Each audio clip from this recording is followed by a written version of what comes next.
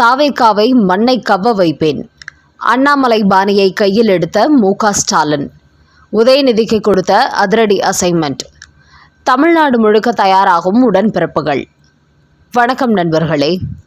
2026 சட்டமன்ற தேர்தல் மு.க. ஸ்டாலினுக்கு அதிர்ச்சி தோல்வியை கொடுத்துவிட்டதால் தற்போது அவரால் சட்டமன்றத்துக்குள்ளும் செல்ல முடியவில்லை. இந்த நேரத்தில் விஜய் ராஜினாமா செய்த திருச்சி கிழக்கு தொகுதி இடைத்தேர்தலில் அவரை போட்டியிட சிலர் கூறியபோது, ஒருவேளை மீண்டும் அங்கு நான் தோல்வியடைந்து தமிழக வெற்றிக் கழகம் வெற்றி பெற்றுவிட்டால் அதுவும் தனக்கு பெரிய பின்னடைவை ஏற்படுத்தும். அதனால் ரிஸ்க் எடுக்க நான் விரும்பவில்லை என்று சொல்லி அதிலிருந்து நழுவிக் கொண்டுள்ளார் மு.க. ஸ்டாலின். இந்த நேரத்தில் திமுகவுக்கு ஏற்பட்டுள்ள இந்த சரிவிலிருந்து கட்சியை மீட்க வேண்டும் என்பதற்காக உதயநிதி ஸ்டாலினுக்கு ஒரு புதிய அசைன்மெண்ட் கொடுத்திருக்கிறார் மு.க. ஸ்டாலின். அதாவது திமுகவை பொறுத்தவரை சில தேர்தல்களில் எதிர்க்கட்சி அந்தஸ்தை கூட இழந்திருக்கிறது, மிகப்பெரிய பின்னடைவையும் சந்தித்துள்ளது. என்றாலும் அவர்கள் மீண்டும் எழுந்து வந்திருக்கிறார்கள்.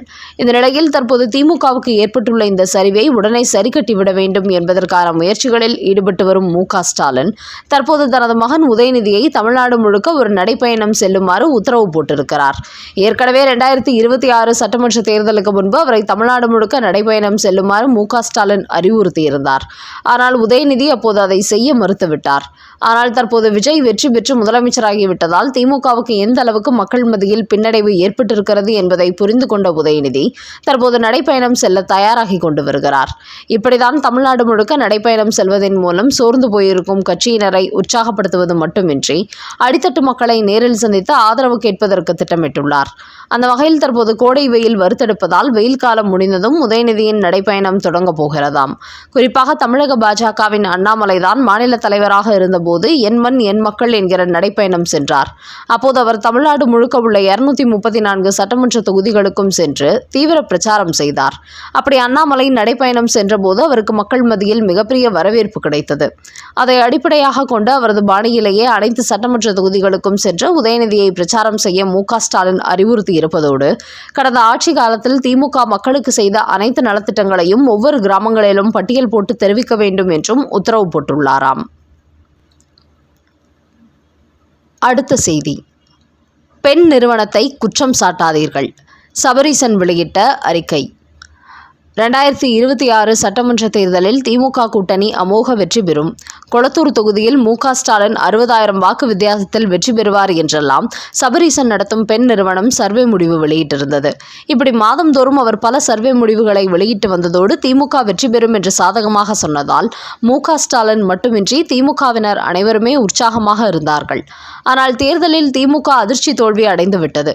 இதன் காரணமாக மு.க. ஸ்டாலின், உதயநிதி ஸ்டாலின் மட்டுமின்றி திமுகவின் பலரும் சபரீசனின் பெண் நிறுவனத்தை கடுமையாக திட்டி தீர்த்தார்கள். குறிப்பாக உதயநிதி பெண் நிறுவனத்தை உடனடியாக மூடுமாறு சபரீசனுக்கு உத்தரவு போட்டார். இந்த நிலையில் நேற்று சபரீசன் ஒரு அறிக்கை வெளியிட்டுள்ளார். அதில், பெண் நிறுவனம் குறித்து வெளியாகியிருக்கும் விமர்சனங்களை ஏற்றுக்கொள்கிறேன். இந்த விமர்சனங்களின் மூலம் நாங்கள் பாடம் கற்றுக்கொண்டு எதிர்காலத்தில் சிறப்பான முறையில் செயல்படுவோம். அடுத்த கட்டமாக புதிய நோக்கத்துடன் முன்னேறுவதற்கு திட்டமிட்டுள்ளோம். அதே சமயம் தேர்தல் முடிவில் எங்களால் ஏதேனும் பங்கம் ஏற்பட்டிருந்தால் அதற்கான பொறுப்பை நாங்கள் ஏற்றுக்கொள்கிறோம். இனிமேல் கடந்த காலங்களில் செய்த தவறுகளிலிருந்து எங்களை திருத்திக் கொண்டு மிக நேர்மையாகவும் நேர்த்தியாகவும் நாங்கள் செயல்படுவோம் என்று கூறியிருக்கும் சபரீசன், டிஜிட்டல் உலகத்தில் மக்களின் மனநிலையை அத்தனை எளிதில் தெரிந்து கொள்ள முடியவில்லை. பொதுவெளியில் ஒரு மாதிரி பேசும் மக்கள் வாக்குச்சாவடிக்கு செல்லும் போது வேறு மாதிரியான தீர்ப்புகளை அளித்து விடுகிறார்கள். இதுபோன்ற மக்கள் மாறுபட்ட கருத்துக்களை வெளியிடுவதில்தான் பல சமயங்களில் நாங்கள் சொல்லும் சர்வே முடிவுகள் தவறாகிவிடுகின்றன. அப்படித்தான் 2026 சட்டமன்ற தேர்தலில் எங்களது பெண் நிறுவனம் வெளியிட்ட சர்வே முடிவுகள் தவறாகிவிட்டது. என்றாலும் இனிமேல் எங்கள் நிறுவனம் மிகச் சரியான சர்வே முடிவுகளை மட்டுமே வெளியிடும்.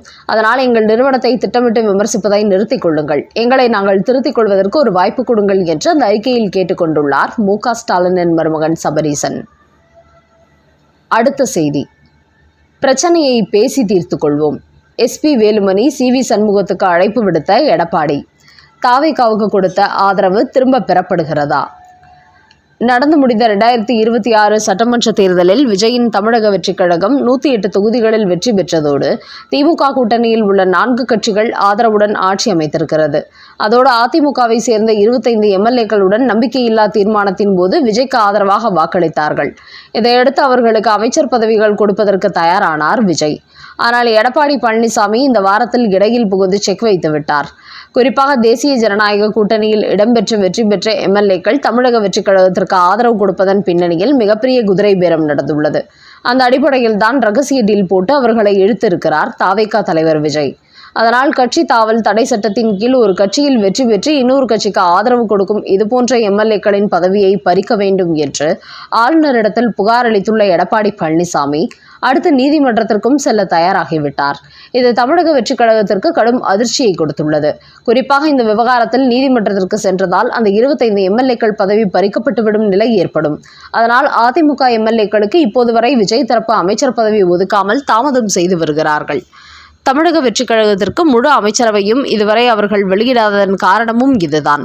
குறிப்பாக திமுக கூட்டணியில் உள்ள விசிக, இந்திய கம்யூனிஸ்ட், மார்க்சிஸ்ட் கம்யூனிஸ்ட், முஸ்லீம் லீக் போன்ற கட்சிகள் தனக்கு வெளியிலிருந்து ஆதரவு கொடுப்பதால் அவர்கள் எப்போது வேண்டுமானாலும் தங்களது நிலைப்பாட்டை மாற்றிக்கொள்ளலாம். அப்படி ஒரு நிலை ஏற்பட்டால் ஆட்சி கவிழ்ந்துவிடும் என்பதனால்தான் அதிமுக எம்எல்ஏக்களை தன் பக்கம் இழுத்தார் விஜய். ஆனால் இப்போது எடப்பாடி பழனிசாமி சட்ட நடவடிக்கையில் இறங்கிவிட்டதால் அது தமிழக வெற்றிக் கழகத்திற்கு சிக்கலை ஏற்படுத்தியிருக்கிறது.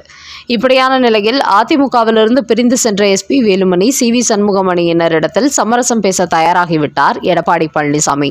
அவர்களின் கட்சி பதவிகளை பறித்தவர் தமிழக வெற்றிக் கழகத்திற்கு கொடுத்த ஆதரவை வாபஸ் பெற்றுவிட்டு அதிமுக பக்கம் பாருங்கள், அனைவரும் இணைந்து செயல்படுவோம், வெற்றியும் தோல்வியும் அரசியலில் சகஜமான ஒன்றுதான். ஜெயலலிதாவின் மறைவுக்கு பிறகு அதிமுகவை அழிக்க எத்தனையோ முயற்சிகள் நடைபெற்றது என்றாலும் நாம் நிமிர்ந்து நின்று கொண்டிருக்கிறோம். இப்போது கூட விஜய் அதிமுகவை அழிக்க வேண்டும் என்று விட்ட நோக்கத்தில்தான் 25 எம்எல்ஏக்களை உடைத்து தன் பக்கம் இழுத்திருக்கிறார். ஆனால் நான் ஒருபோதும் கட்சியை உடைக்க அனுமதி கொடுக்க மாட்டேன். சட்டமன்ற தேர்தலில் நாம் வெற்றி பெறவில்லை என்றாலும் அதிமுக மற்றும் தனித்து 1,04,00,000 ஓட்டுகளை பெற்றுள்ளோம். நமக்கு 47 சட்டமன்ற தொகுதிகளும் கிடைத்திருக்கிறது. கூட்டணிக்கு 6 தொகுதிகளும் மொத்தம் 53 தொகுதிகளில் வெற்றி பெற்றுள்ளோம். தூய சக்தி என்று தன்னை சொல்லிக் கொள்ளும் பொய்க்கால் குதிரை அரசு தன்னை காப்பாற்றிக் கொள்ள திமுக கூட்டணி கட்சிகளை தன் பக்கம் இழுத்திருப்பதோடு அதிமுகவின் முதுகில் குத்துவதற்கும் குதிரை பேரம் பேசுகிறது. இப்படிப்பட்ட ஒரு கட்சி தங்களை தூய சக்தி என்று சொல்கிறார்கள். தமிழக அரசியலில் இதுவரை ஒரு கட்சியை இப்படிப்பட்ட குதிரை பேரத்தில் ஈடுபட்டதில்லை. இந்த செயல்பாட்டின் மூலம் தமிழக வெற்றிக் கழகம் எப்படிப்பட்ட துர்நாற்றம் வீசும் கட்சி என்பது நிரூபணமாக இருக்கிறது என்று கூறியிருக்கும் எடப்பாடி பழனிசாமி, நமது கட்சிக்குள் பிரச்சனை இருந்தாலும் அதை நாமே பேசி தீர்த்து கொள்வோம். உங்களுடன் சமரச பேச்சுவார்த்தை நடத்த நான் தயாராக இருக்கிறேன் என்று எஸ்பி வேலுமணி, சி.வி. சண்முகம் அணியினருக்கு அழைப்பு விடுத்திருக்கிறார் எடப்பாடி. இதன் மூலம் இந்த 25 எம்எல்ஏக்களும் மீண்டும் அதிமுகவில் இணைந்து விஜய் கட்சிக்கு கொடுத்த ஆதரவை வாபஸ் பெறும் சூழல் உருவாகியுள்ளது.